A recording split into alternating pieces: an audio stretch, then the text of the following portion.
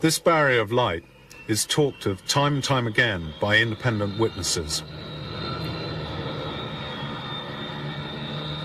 The following is a statement by a senior airline pilot with years of flying experience, highly trained, and who has been regularly examined by medical experts. Stefano Guerra, Swiss Air Captain.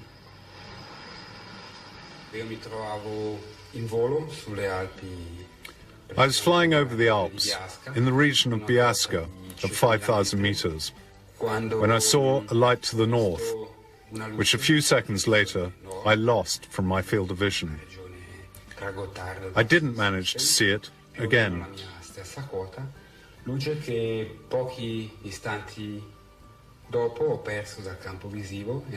At that moment, another pilot was flying in an easterly direction, in the same area of the Alps, and asked radar if there was an object in the same place where I'd seen my object.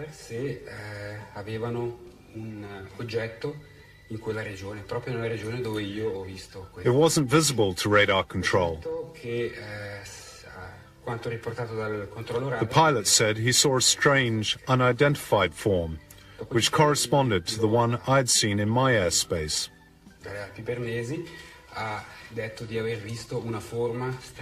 He couldn't explain it, and said apparently it was quite big, but clearly not an aeroplane.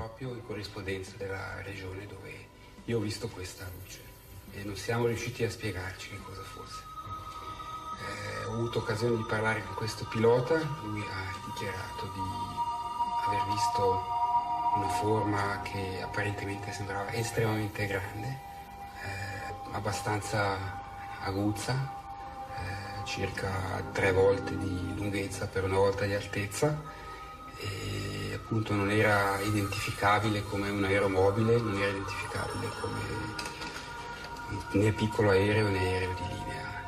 Quindi non poteva could it have been a meteorite? Trattarsi nemmeno di un meteorite. No, perché un meteorite sarebbe stato No, because meteorites move, and this one was stationary.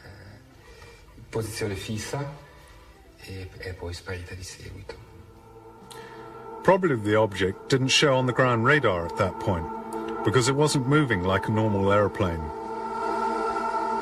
It was an enormous area of white light, as big as 4 jumbo jets. According to both pilots, it stopped and then went away and was neither an aeroplane nor a meteorological phenomena. Captain Schmidt, Swiss Air. The radar station at Maastricht informed us that a UFO was proceeding in a northerly direction. It then turned towards us at a speed to 4,000 to 5,000 kilometers an hour, very fast indeed. Eventually it stabilized in relation to our position to 3 nautical miles to our right at 45 degrees. That's about 5 kilometers from us. We put on the headphones and looked to the right, and suddenly there was an immense flash in front of us. I hadn't seen anything like it.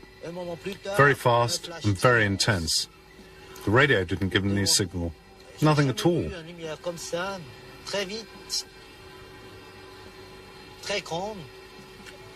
Maastricht told us that the object stopped for a minute behind us and then went south at great speed.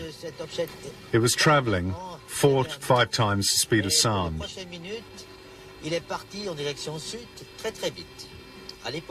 Later I read the report of the radar controller. After checking the data, he wrote the speed was double that, which means it was 10 to 12,000 kilometers an hour. It went away in a southerly direction. It returned and went away again. It was as if it was playing hide and seek with us. The UFO was enormous, very fast, and it was flying at 10 to 12,000 kilometers an hour. It was seen on radar and seemed to play with the airliner. Not behavior that you would expect of a military or experimental aircraft. And this is how another Swiss Air pilot explained his experience. Captain Peter Bircher, Swiss Air. Suddenly the object, which had flown with us for a while, veered and then at top speed disappeared, turning through 90 degrees. I think that this behavior would exclude a natural explanation of the phenomenon, since the object resembled no known flying object. It was practically suspended in the air in front of us. It then went away at high speed, veering at 90 degrees in relation to our route. No known flying object can do such a thing. Many civil pilots are reluctant to talk about their sightings of UFOs. They don't want to be ridiculed, and often they want to protect their flight crew. Military pilots are bound by official secrecy for the duration of their service. Captain Duverstal, Swiss Air. At first, we thought we were seeing a star, or at least we believe it to be a shooting star. But straight away I told myself that it wasn't possible because of its speed. It fell gently to the horizon and then oscillated a little to the left, and then to the right, and then left and right. It then returned to its original position. All of this in less than 30 seconds. That's far from normal. Have you spoken about this to military pilots? I've spoken to American military pilots in Alaska. They tell me that they've reported many strange things in those out-of-the-way places, but that they weren't allowed to discuss these things. So you think that the military pilots know more than they can tell about UFOs? Have they also observed this kind of stuff and just can't speak about it? Oh, sure.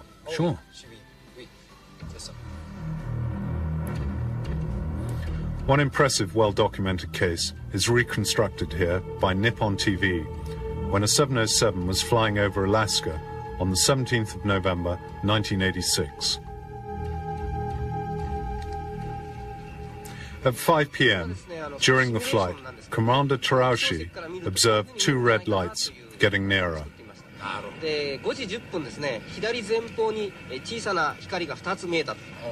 The control tower anchorage didn't detect anything present in the area. The lights got nearer and nearer.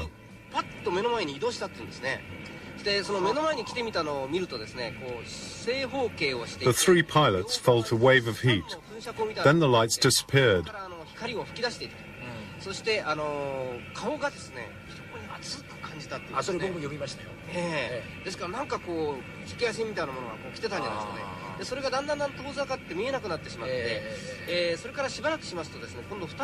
Shortly after, two white lights appeared.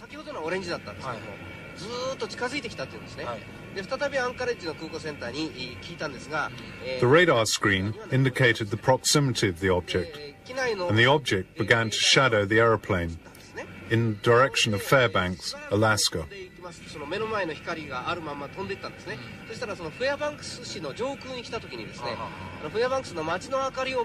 Thanks to the contrast of the city lights, the crew could see the outline of the object. We couldn't believe our eyes. It was 30 to 40 times bigger than a Boeing 707. We tried to shake off this object, and I veered the 707 away. The control tower asked if we required the intervention of a military fighter. We replied that it would be too dangerous, as an El Al aeroplane needed to cross our flight path. Towards 6 p.m., the object disappeared. The sighting lasted for an hour. These are the sketches by Captain Terauchi. Both he and his crew saw an enormous UFO. It was under control, and he felt there was every possibility that it hadn't been constructed on Earth. As well as the testimonies, there are photographs and film sequences which document UFO sightings. These have been gathered from all over the world, including films shot in the skies over Mexico, taken by a group of video activists calling themselves Vigilantes, who have about 100 members. We're a group of friends from the four corners of Mexico. We always have video cameras with us, at work, at school, so that we're always ready to film a UFO as it appears. Llevamos una cámara para que en el momento que tengamos cualquier objeto volador no identificado lo podamos filmar. The film sequences have been examined by the Institute for Information Science at Seoul University in Mexico City. They subjected the film to a battery of advanced tests.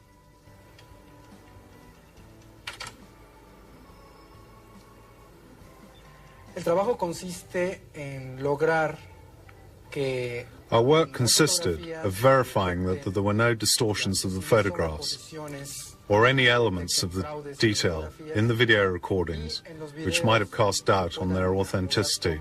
que permitan una mayor definición, una mayor claridad. Besides computer verification, we also checked on the spot, interviewed witnesses, and evaluated witness credibility. En relación a visitas a campo, a entrevistas, y ver si no hay fines de lucro o afanes de notoriedad de la persona que nos trae el material o que trae, hacen los videos o las fotografías.